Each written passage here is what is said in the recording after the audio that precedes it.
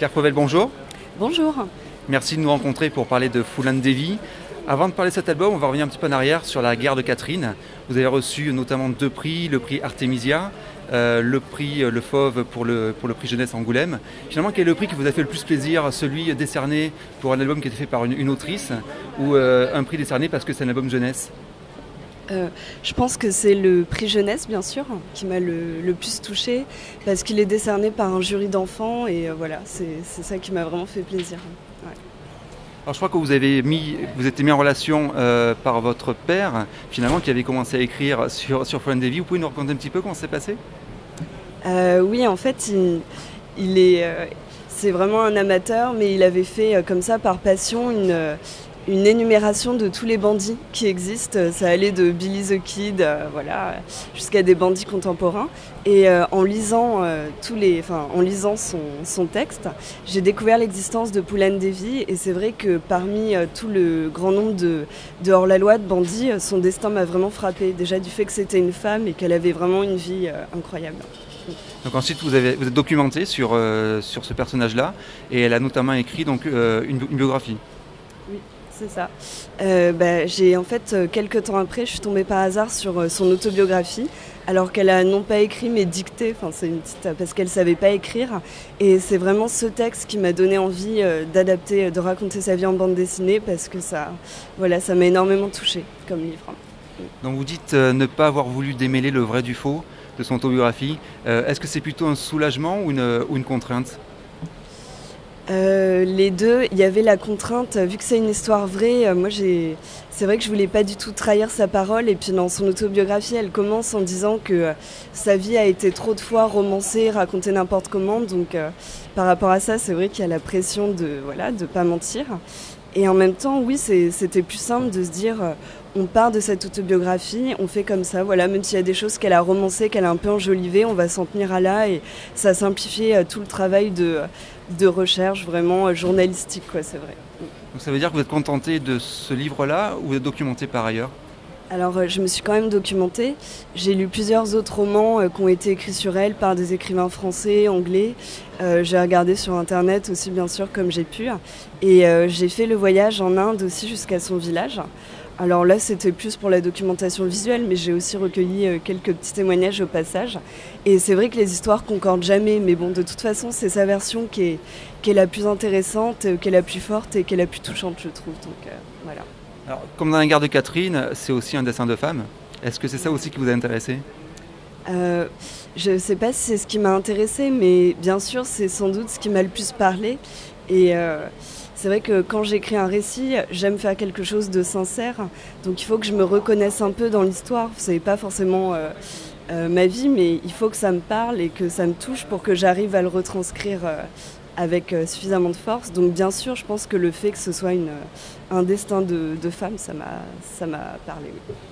Outre le destin de femme, c'est aussi 2 parcours initiatiques. Oui, c'est vrai. Je pense que j'aime beaucoup les parcours initiatiques, et j'aime bien parler aussi de l'adolescence. C'est un autre thème qui me touche, et mine de rien, l'histoire de Phoolan Devi, on commence quand elle est petite fille à 11 ans, et elle a été bandit, je crois, de 16 à 22 ans. Donc c'est aussi cet âge de la vie où elle passe d'enfant, alors elle, très rapidement, à adulte. Mais voilà, c'est aussi un moment de vie qui m'intéresse, comme dans la guerre de Catherine. Il y a quand même des scènes assez choquantes, des scènes de viol notamment. Est-ce que vous êtes fixé certaines limites de choses à montrer ou à ne pas montrer? Oui, en fait, je voulais rien cacher, mais je voulais pas non plus qu'il y ait de complaisance ou de voyeurisme. Donc l'idée, c'était de montrer un peu les scènes de sexe, de viol, de façon crue, mais jamais sexy, ou enfin voilà, que ce soit... Bon voilà, les montrer, voilà, c'est compliqué, mais voilà. J'ai essayé un peu de faire ça, montrer les choses, mais voilà, sans trop de détails et sans complaisance, tout simplement. Donc ça paraît incroyable, mais l'histoire se déroule dans les années 70, donc c'est finalement très récent. Est-ce que finalement vous pensez que l'Inde a évolué depuis les années 70, où on retrouve les mêmes soucis qu'il y a 40 ans aujourd'hui, surtout envers les femmes? Déjà, c'était les années 80, c'est encore plus récent. Et elle a été assassinée en 2001, donc ouais, c'est vraiment contemporain.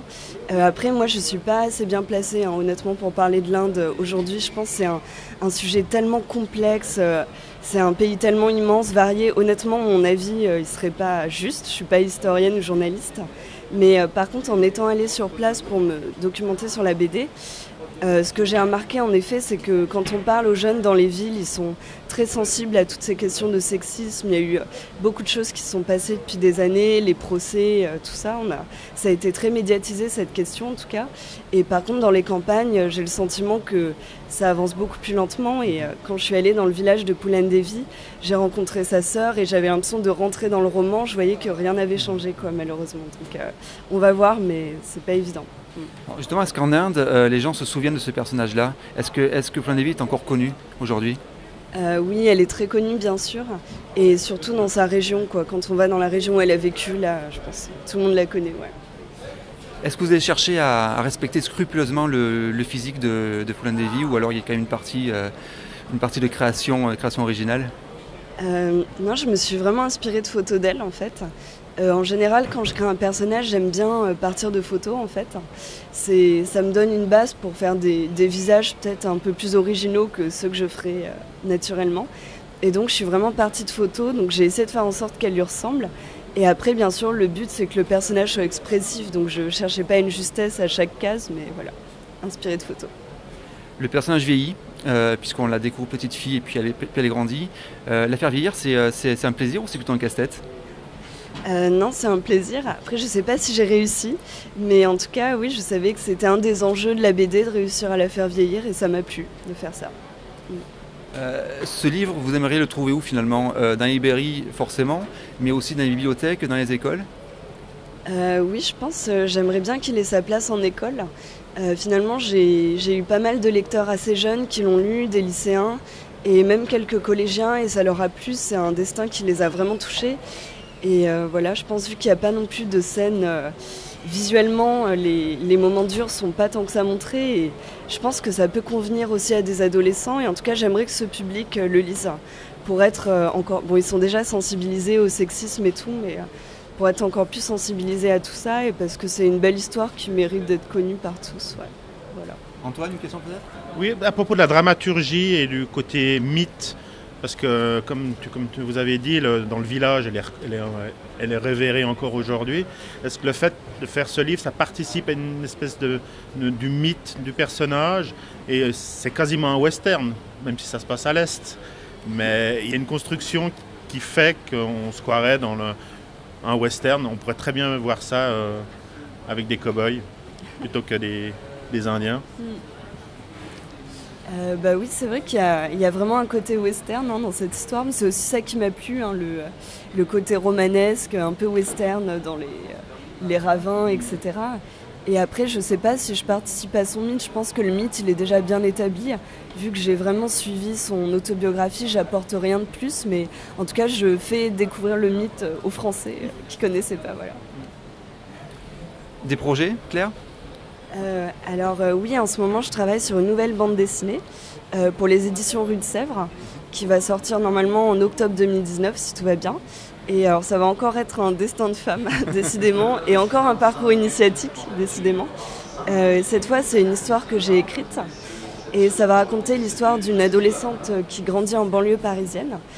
Qui est d'origine algérienne et qui va réussir à s'émanciper grâce à la musique. Elle fait un groupe de rock à Paris avec sa meilleure amie.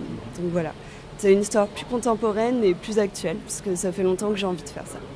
Donc rendez-vous en fin d'année. Voilà, j'espère. Merci beaucoup. Merci, bonne journée. Bonne journée.